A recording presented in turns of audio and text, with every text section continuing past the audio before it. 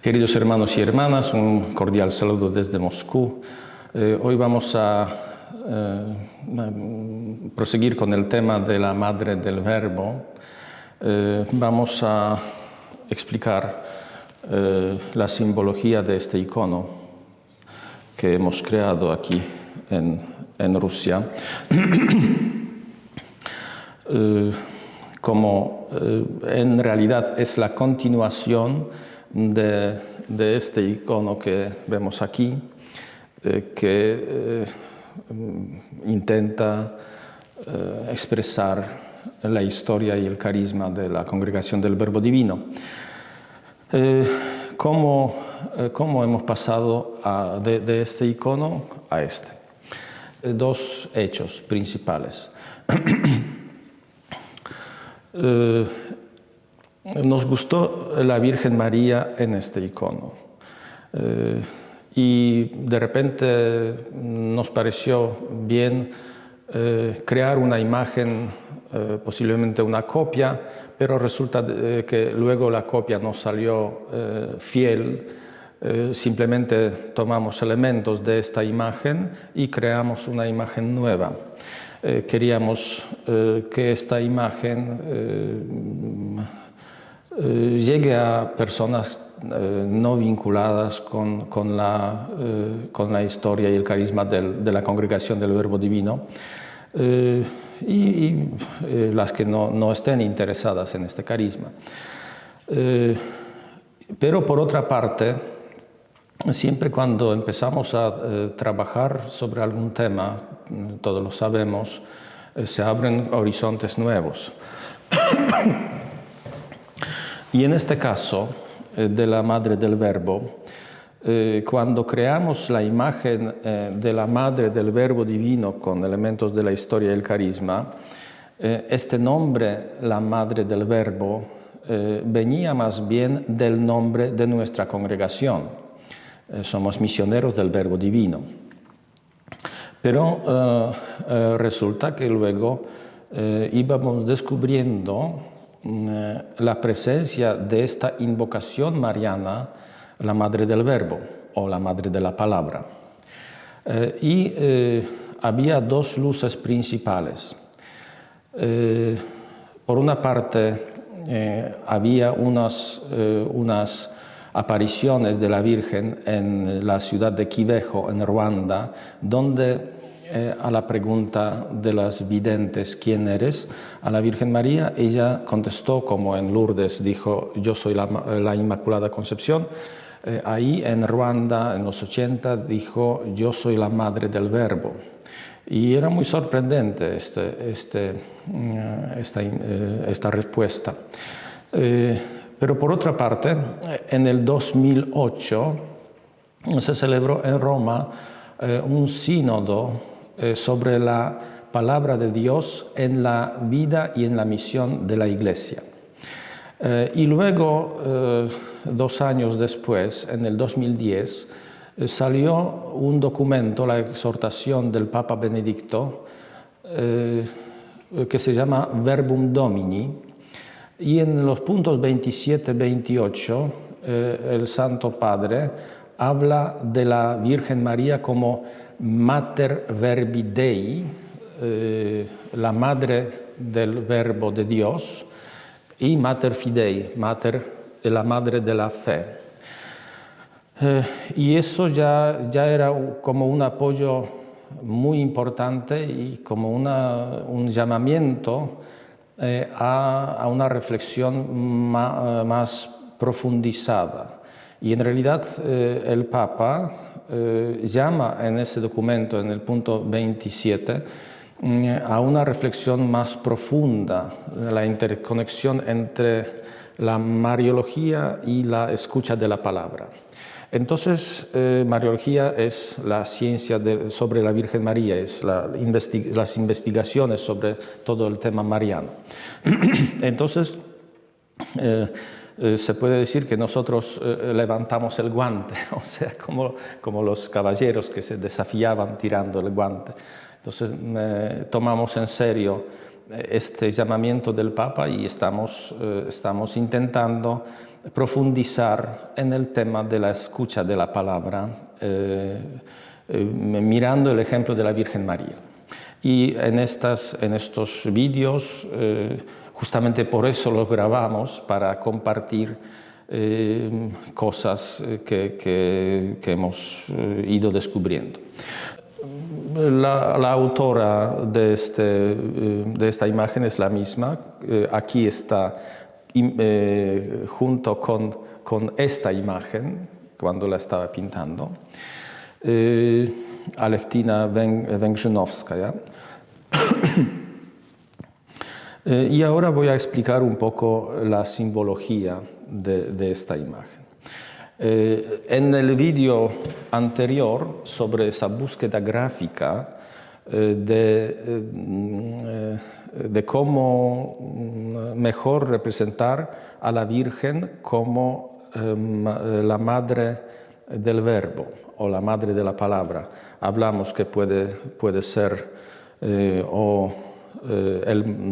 la expresión de la concepción del Hijo de Dios, del verbo que se hizo carne, o se puede transmitir a través de algún atributo. Por ejemplo, la Virgen tiene una Biblia en la mano, pero llegamos a la conclusión que una muy buena representación de la Virgen como la madre de la palabra es la Inmaculada Concepción. ¿Por qué? Porque, como vemos aquí, es la mujer vestida de sol del capítulo 12 del libro de Apocalipsis, y está aplastando al dragón. Entonces, aquí tenemos abajo el comienzo de la Biblia, el libro de Génesis, cuando se dice que la Virgen, la traducción latina, el original hebreo Gabari, dice la descendencia, o sea, Jesucristo, aplastará a la serpiente. Quiere decir que aquí tenemos el comienzo de la historia de salvación. Y como es la mujer vestida de sol, el capítulo 12 de Apocalipsis, entonces es el final de la historia de la salvación. Toda la Biblia, en cierto sentido simbólico, está representado en esta imagen. Toda la historia de salvación. Vamos a prestar la atención un poco al fondo de esta imagen. Tenemos aquí un fondo dorado que tiene estos colores de oro, de fuego y de miel. Y quiero a estas tres imágenes referirme porque tiene los tres sentidos. El oro. La Biblia, el Salmo, por ejemplo, el Salmo 19, compara a la palabra de Dios con el oro puro. O sea, ¿cómo se conseguía el oro más puro? Se lo conseguía derritiéndolo, o sea, purificando a través del fuego. Dice el Salmo 19, 11, que las palabras de Dios son más estimables que el oro acrisolado, y también dice que acrisolado 7 veces, me parece que es el Salmo 12, la plata acrisolada 7 veces. Las palabras de Yahvé son palabras limpias, son plata depurada en el crisol, 7 veces purgada de tierra.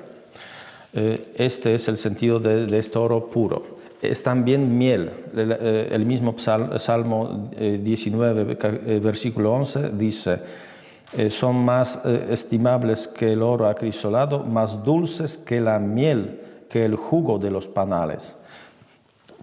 Entonces, la dulzura de la palabra también se subraya muchas veces en la Biblia. Y luego el fuego también tiene este color, y el fuego es, por supuesto, es el Espíritu. Entonces el Espíritu purifica todo. Y el Espíritu, cuando viene a los apóstoles del día de Pentecostés, viene como fuego.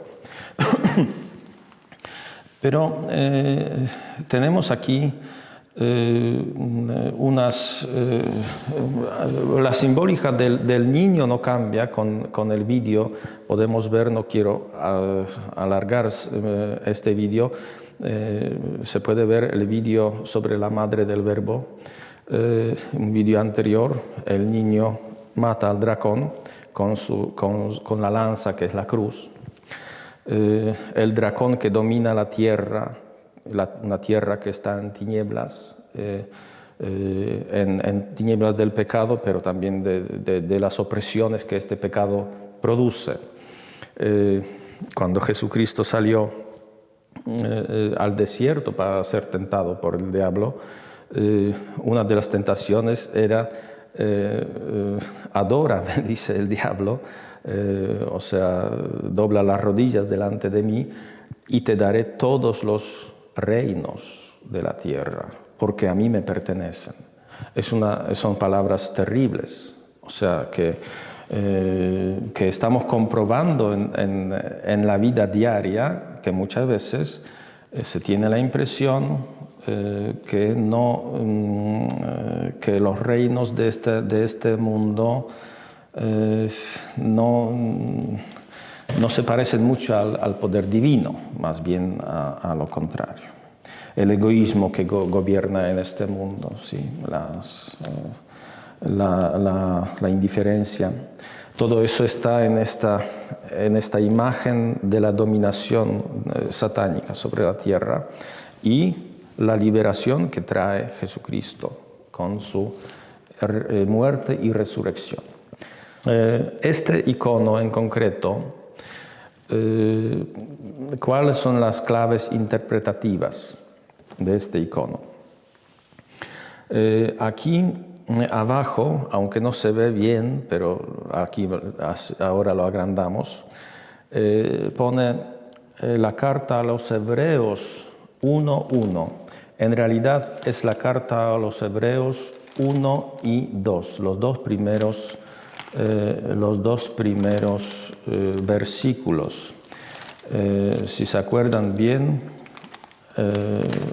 la carta a los Hebreos dice lo siguiente: muchas veces y en muchas maneras habló Dios en otro tiempo a nuestros padres por ministerio de los profetas. Últimamente, en estos días, nos habló por su Hijo, a quien constituyó heredero de todo.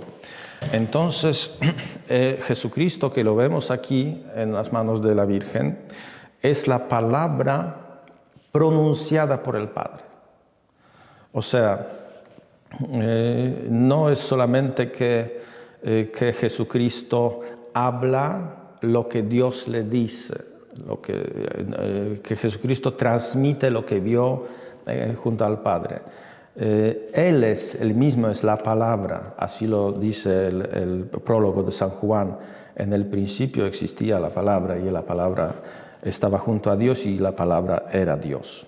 Entonces es la palabra pronunciada, esta historia de salvación es la palabra pronunciada por el Padre. Y aquí vemos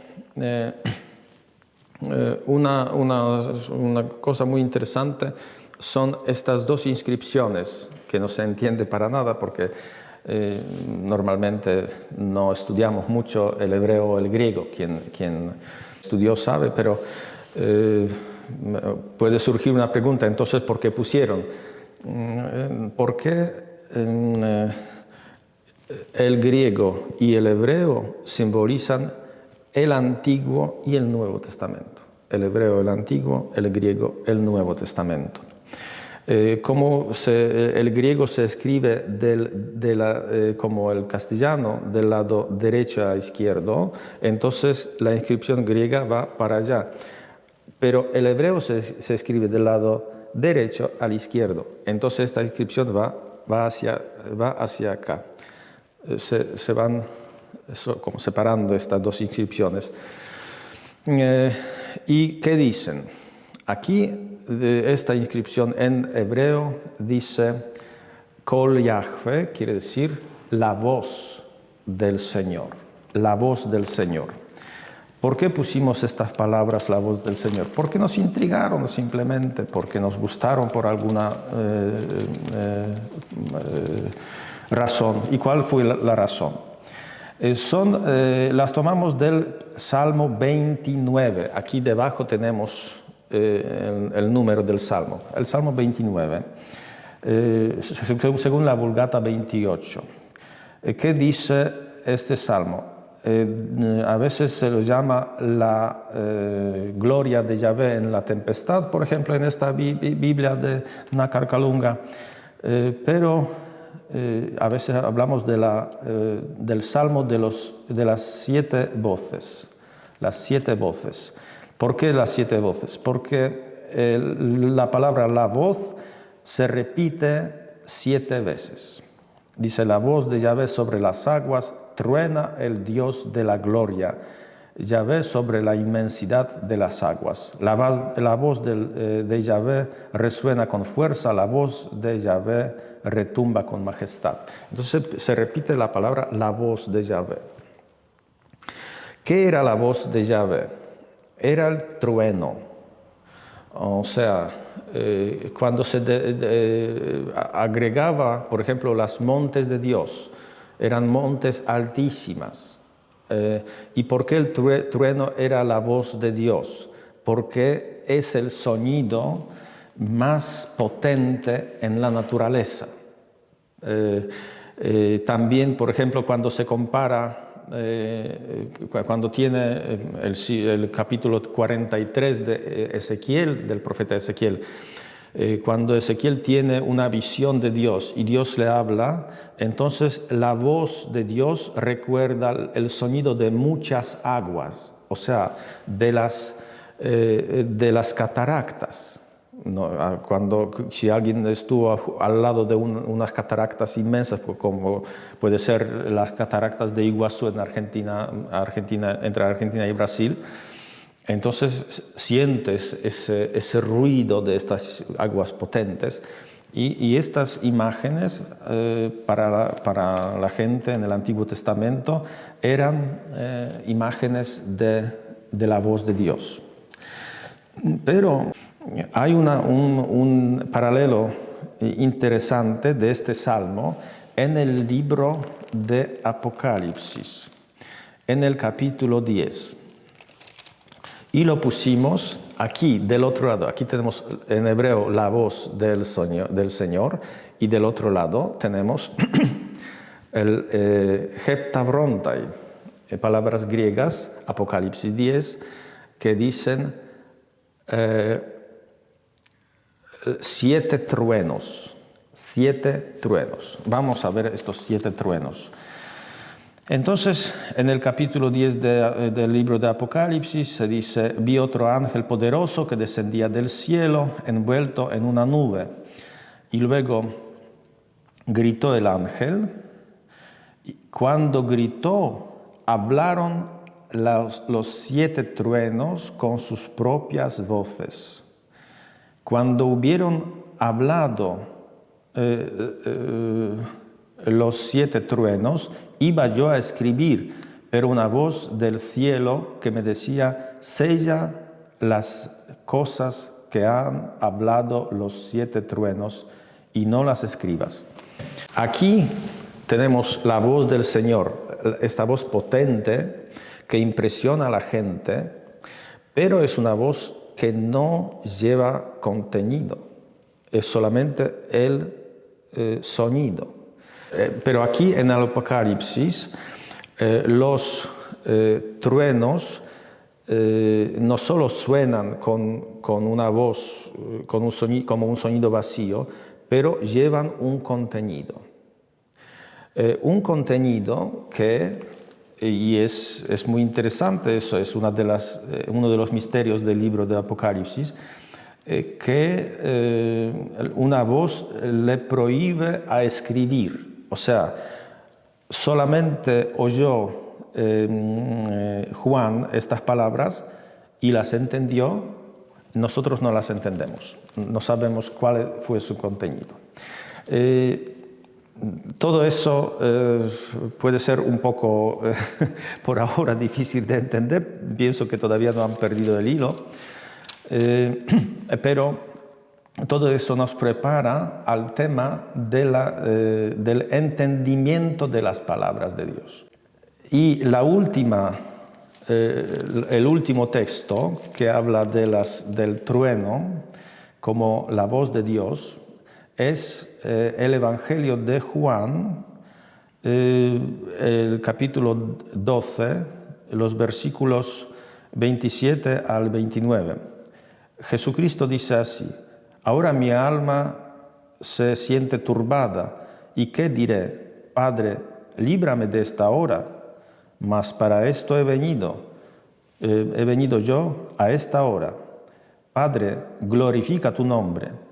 Llegó entonces una voz del cielo: le glorificaré y de nuevo le glorificaré. La muchedumbre que allí estaba y oyó decía que había tronado. Otros decían, le habló un ángel. Entonces, fíjense, nosotros que leemos el Evangelio estamos en una situación privilegiada, porque nosotros en directo entendemos lo que Dios le habló a su Hijo. Pero si nosotros estuviéramos como estos pobres oyentes ahí, nosotros pensaríamos que ha tronado, como ellos han pensado.